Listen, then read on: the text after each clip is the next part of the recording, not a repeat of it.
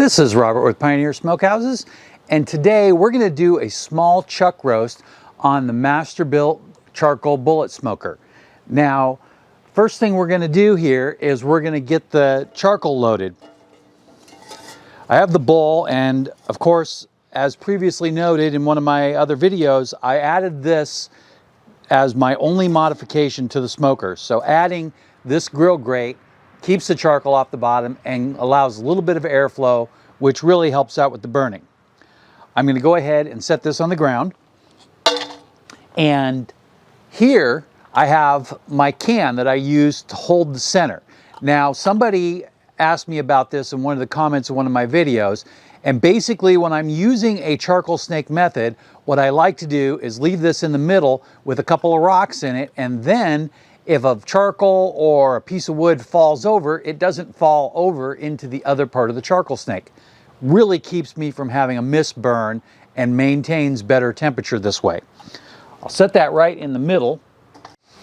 Now, right before I started the camera, I went ahead and lit a charcoal chimney, and it's sitting over here, and I took a little bit of a video clip of that so you can see what I do. I set the charcoal chimney, once it's been lit, on my propane grill inside of another grill. That one just happens to be a Weber Smoky Mountain, and it is a great safe place to let that charcoal chimney get going really good, and I can keep an eye on it while I'm talking to you. Here I have some regular Kingsford briquettes, and rather than stack it out all neatly, today I'm just going to go ahead and dump it in.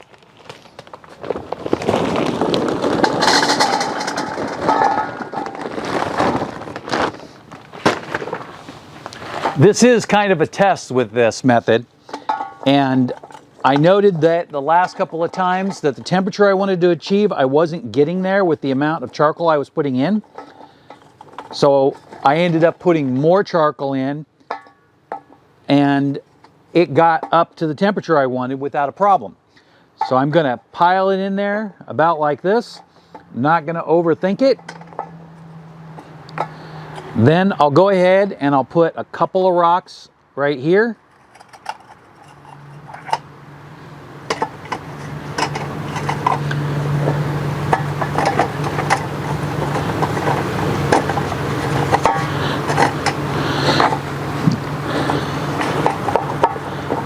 And that's just going to create a nice little bed for the charcoal to sit in right here when I dump it in. Now I'm going to go ahead and load this into the smoker. I found that the easiest way to do that while this is full is to tilt the body of the smoker completely down like this and slide it in at an angle. Once you get down in there, then you can lay it in flat. I want the place where we'll load more charcoal to be as accessible as possible.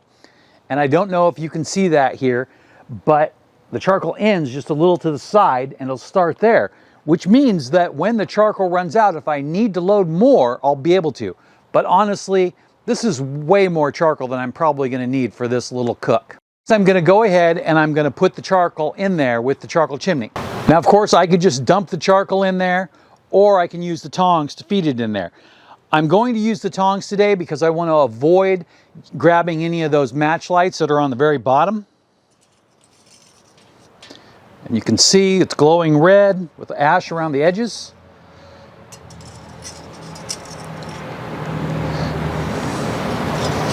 I'll be right back after I put what I want to start with. So I got all of the regular charcoal in there just the way I wanted it, and I left the match lights in here.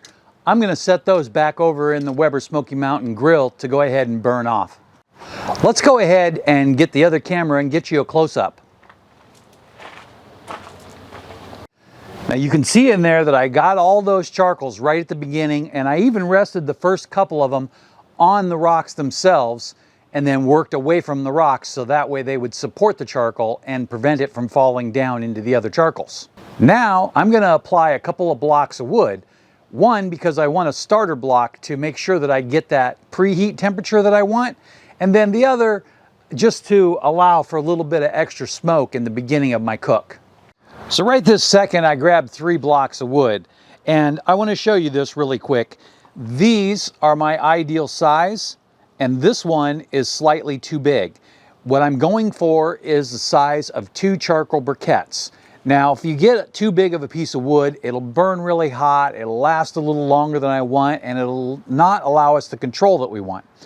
So I'll just set these in there, and I don't think it's too hot to just go ahead and do it by hand, but if it is, you use a pair of tongs. This first one I'm going to overlap onto the edge of the lighting charcoal, and then the second one I'm going to put about 3 briquettes away because you don't want it too close or they'll light like a wick. So you can see here that I dropped the first piece overlapping half of the charcoal, and then the next piece I went around about 3 charcoal widths, or maybe even a little less than that, but just far enough away that I know that they're not going to light each other. So that way we can have a very controlled burn.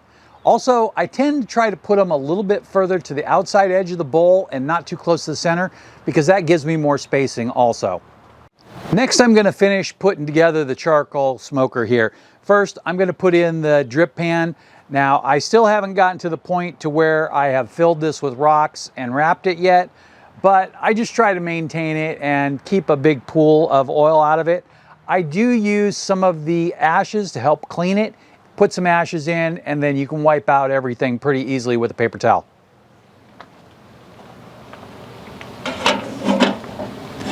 Set that in first. Now, there is 2 identical grates. If you want to use both shelves, you can put one on the bottom and then this one in the top. Or if you want to make your drip pan, you can also make a round foil pan and place it in there to catch your oil, which will make it easier to dispose of it without having to do any additional cleanup. But for today, I'm just going to set this right here, and I'll go just like that. For no particular reason, I have the supports running this way and the main lines running this way. Now, I'm going to leave the cover off for another couple of minutes until we get the lighter charcoal lighting the main body of the bed of charcoal, basically a minion method. It does appear to be coming up to temperature quite nicely. We'll take a little bit of a break here, and then I'll throw the lid on and see where we're at. I put the lid on, and then I ran inside and grabbed the chuck roast. I trimmed this down to a nice lean piece of chuck roast, and the rest I'm going to save for some chili cuttings. I wouldn't throw any of it away, and normally I would put the whole roast on, but this piece right here is really the prime of the whole thing. It's got perfect marbling. There's no connective tissue or anything in the middle. It's just going to be a great piece of meat. And this piece is just slightly over 1 pound. Today, to season it, I used the Cosmo cow cover dry rub. Now, first, I put a light coat of garlic and a light coat of pepper, focusing on the top and bottom sides only. Then I rolled the edges into the cutting board to pick up the leftover seasoning. I don't want a lot of seasoning on this size of a piece of meat on the side. If this was a 4 or 5 inch roast, I would definitely season the side. But because it's such a small amount, there'll be plenty of seasoning in every bite from the top and the bottom. Just a light cover is all we really need for the edges. Now we're still heating up here, and we look like we're on a perfect track. We're almost to 200 degrees right now. So I'm going to go ahead and put this on there.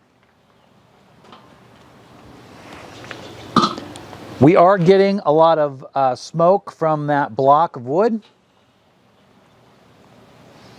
Now, I'm going to set this right here as far to the front as possible, because later on I plan on adding some cabbage for a separate little video clip. I'm going to go ahead and lay this as close to the middle as I can. And then, just like that, I will put the lid back on. I think we're going pretty good, so I think I'm going to go ahead and put the door on also.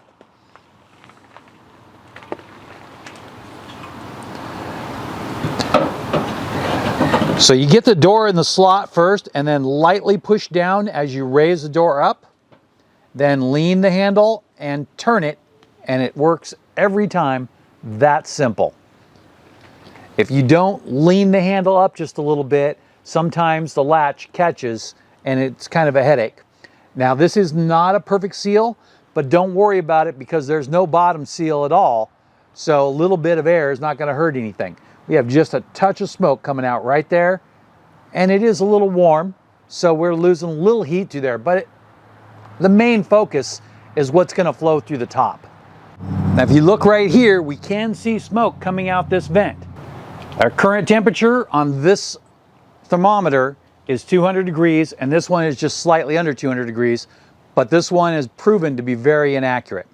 I'm going to go ahead and let this roll for a minute. I'm going to get my thermal probe, and I'm going to actually insert that in there so I can keep a good eye on this. I went in the house and I got my ThermoPro temp spike, and it was plugged in, and hopefully it's fully charged, but we'll find out that in 1 minute.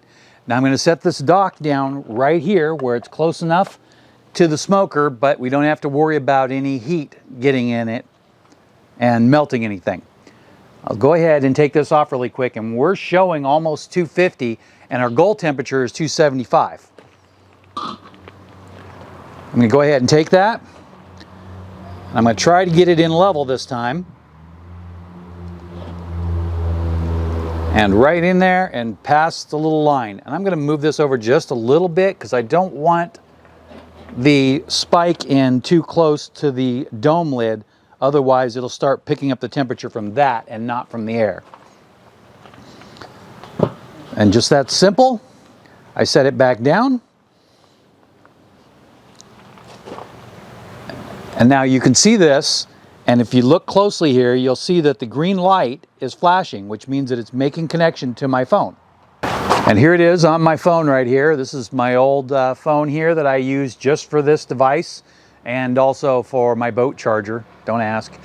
And now we're going to go to settings, and we're going to change this to beef, and then we're going to change it, and it's well done is 170, and that's not what we're going for. We're going to edit that. We're going to take that up to 193, just like that. That well done temperature is my preferred well done temperature for a brisket, or slightly more depending on how long I plan on resting it. Now, I don't like my meat fall apart. If you like your meat fall apart, go up into the 200, maybe 201, but I would never recommend going as much as 203. Of course, temperature is only a guide, and texture of the meat is what's really important. When you stick a probe thermometer in, it should go right through it just like butter, or else your meat's probably not done. If it has just a touch of resistance like peanut butter, that's perfect for me. When you go through this and insert the probe, it has directions on the app telling you exactly how to do it. Now currently, it's got an internal temperature of 43 degrees and an ambient temperature of 127. So the target temperature is at 193, and both the thermometer and the spike are showing fully charged batteries, which is great. I'm going to plug this into a battery, otherwise it will go dead in about an hour. And we're just going to let this go along. But right now, because of what the temperature is showing on the top here, and the temp spike hasn't caught up yet, but the temperature on the top is showing 245, I'm going to go ahead and close that vent down because I want to slow down that heat up. I don't think it's too hot yet, but I don't want to take any chances. And this is what it looks like just running along right now, so you can see exactly what the temperature is, and you can see a little bit of smoke coming out of that vent. I'm going to sit with this and keep an eye real close on it for the next half hour. After that, I'm just going to kind of let it do its thing while I do something else. So it's been just under 2 hours, and we are moving along a little bit faster than what I wanted. We're just under 290 degrees temperature in the smoker ambient, and 150 degrees for the internal temperature of the meat. Now, I'm going to do something that a lot of people are not big fans of, but I like to flip over my meat because I don't like any pulling and I like to get an even crust on both sides.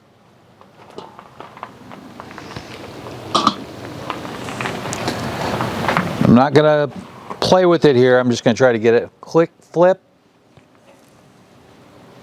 I'm back in position and done. Now let's get the lid back on it right away. So if you got to look at that when I was flipping it over, that meat has a lot of good color, nice surface. It looks like it's taking a lot of that smoke. Now we are running the smoke a little heavier than normal also. If you like your meat less smoky and cleaner, don't add the blocks of wood, but I personally prefer that little bit of smoky edge to it. And those blocks of wood are almost completely burned up, so the rest of the smoking process will not have any of that smoke in it because it'll just be the clean burning charcoal. I think what I'm going to do now is I think I'm going to go ahead and pull out that top thermometer since we have the temperature spike in there, and I'm going to shut the vent down all the way to try to slow down the air just a little bit more and see if we can keep that temperature under control. I'm going to bring you back when we get to about 170 degrees so that way I can wrap the meat, and I'll see you in 1 second. We are currently showing a temperature on the meat of 163 degrees, and I think we're going to be okay with that. I would say 160 to 165 is the point where I would wrap it. So I'm going to go ahead and I'm going to pull it out of here.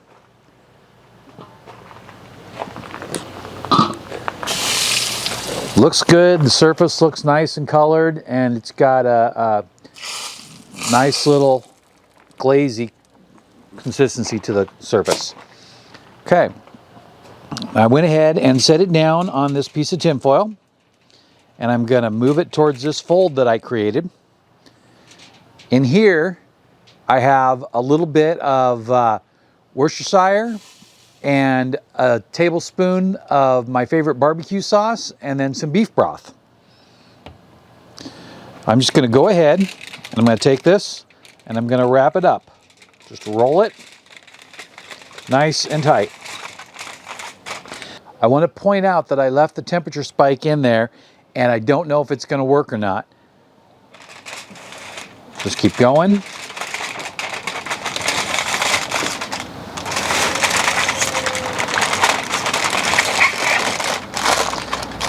All right, nice and tight. Fold it down. Fold this end over and then seal it. Okay, and then we'll check this end. And we're going to pour in probably a little more than half of this.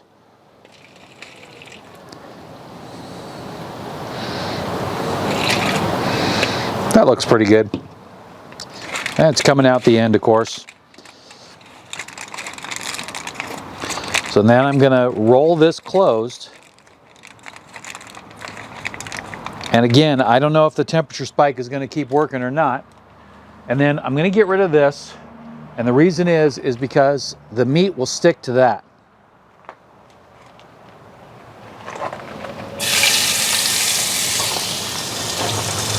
Now the idea with putting the liquid in there is to get it to steam a little bit, and that way the meat won't dry out and it'll stay nice in that sealed package.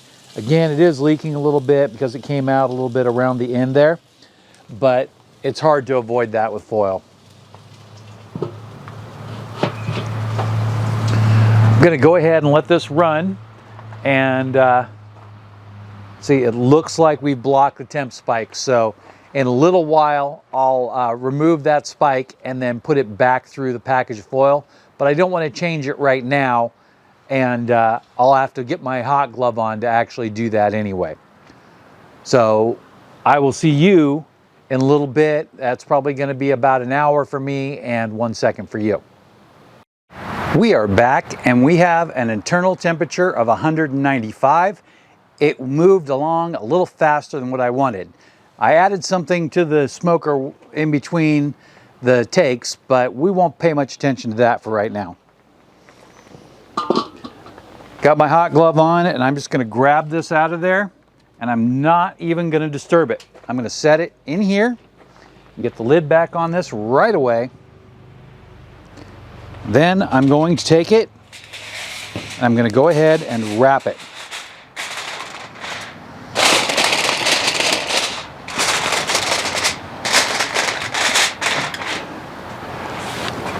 Typically, this would be good for a nice little rest of maybe 15 to 30 minutes.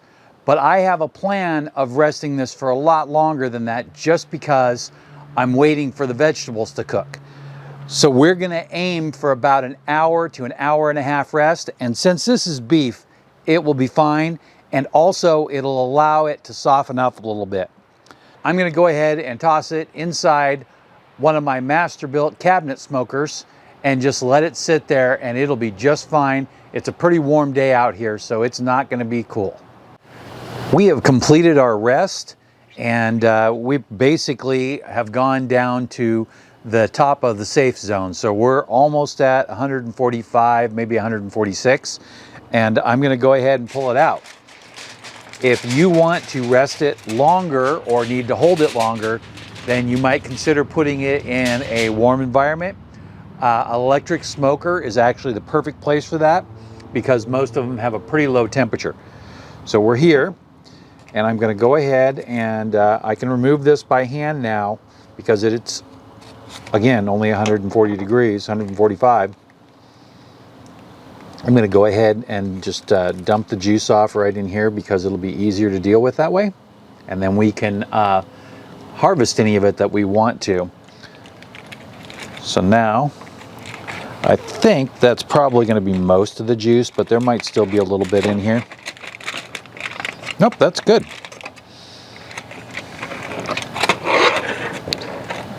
And I'll just get rid of this and take care of it later. I'm going to cover this because there is a lot of flies out here.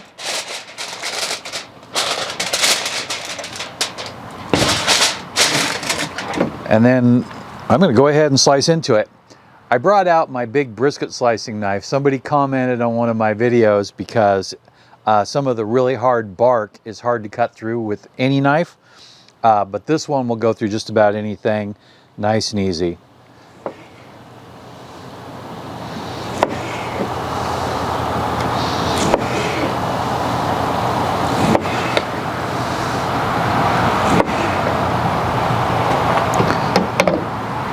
I'm going to show you this, and again, this is a really well trimmed chuck, so I wanted it very symmetrical, very small piece.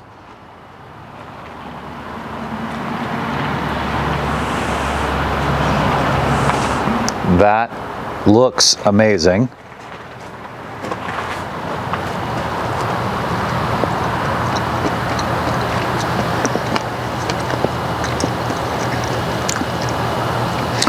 The texture is great. If I went any higher, I think it would have started to get mushy, and I don't like mushy meat. Now this is not pull apart.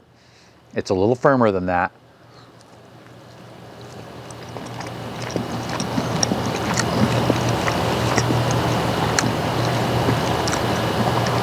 That's awesome. If you want to get pull apart, you're definitely going to need to cook it a little bit slower and a little bit longer because you're not going to get the breakdown that you need in such a fast cook like the 3 hours. If you could rest it slightly warmed for a lot longer period, you might end up with that same result also. This tastes perfect, and it has the perfect texture for me. Like I said, I don't like mushy meat, and it slices just perfectly. I'm going to slice the rest of this up, and I'm going to put it back in the juice and put it in this pan and then take it in the house. Thanks for watching. If you saw anything you like in the video, there's affiliate links below. And even if you're not looking to buy something right this second, check the price on this smoker because it will help support the channel. So thanks a lot and have a great day.